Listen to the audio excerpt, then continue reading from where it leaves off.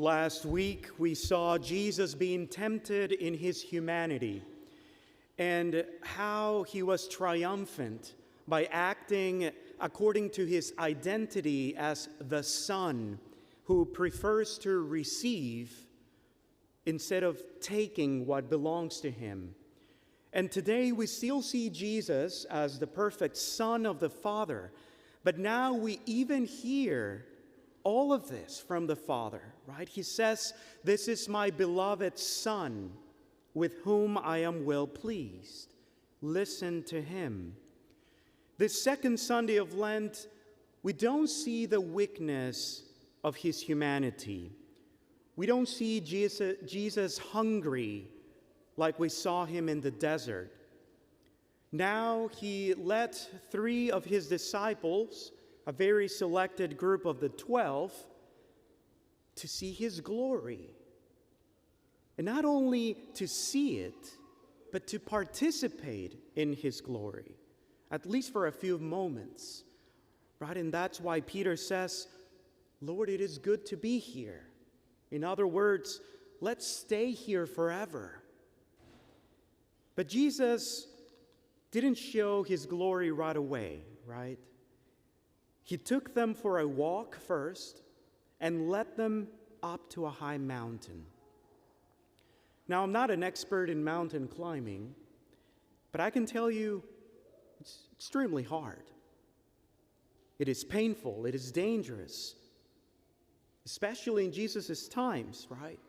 They didn't have an REI outdoor sports store to go buy special gear or anything like that. Jesus led his disciples to a very difficult situation. He went through 40 days in the desert alone last Sunday, and now this Sunday, he invites his disciples to walk with him and to go up to a high mountain. Jesus wants his disciples to understand that there is no resurrection without the cross.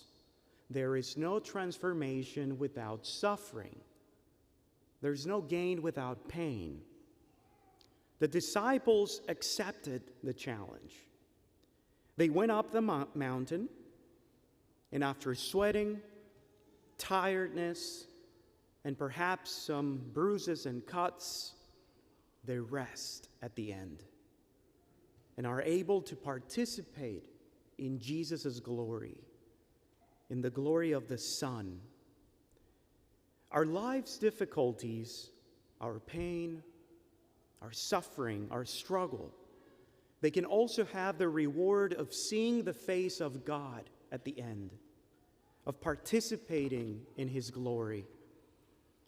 This is the Christian life, the real Christian life, a life in which we let ourselves be led by Jesus.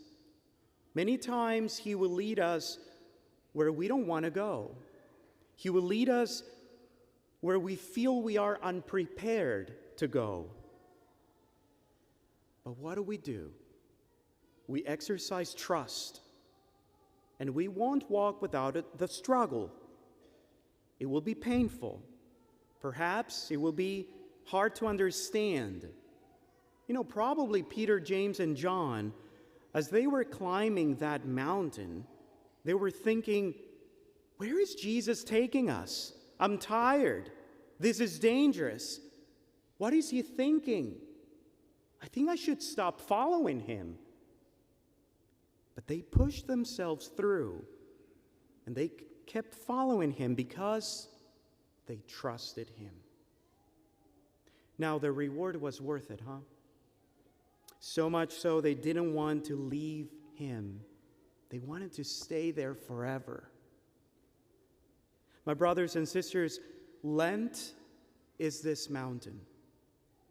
The glory of the Son is waiting for us on the top. Don't stop. I know it's not easy. It's not easy to raise your children in the faith. Not easy to keep being a faithful husband, a faithful wife. It's not easy to fight lust, resentment, pride. But keep climbing. Christ will not disappoint us at the end. Be assured he is climbing with us. We are strengthened by his presence every step of the way. He wants us to trust him, to trust that he will reveal his glory to us at the top of the mountain. My brothers and sisters, trust without fear. Amen.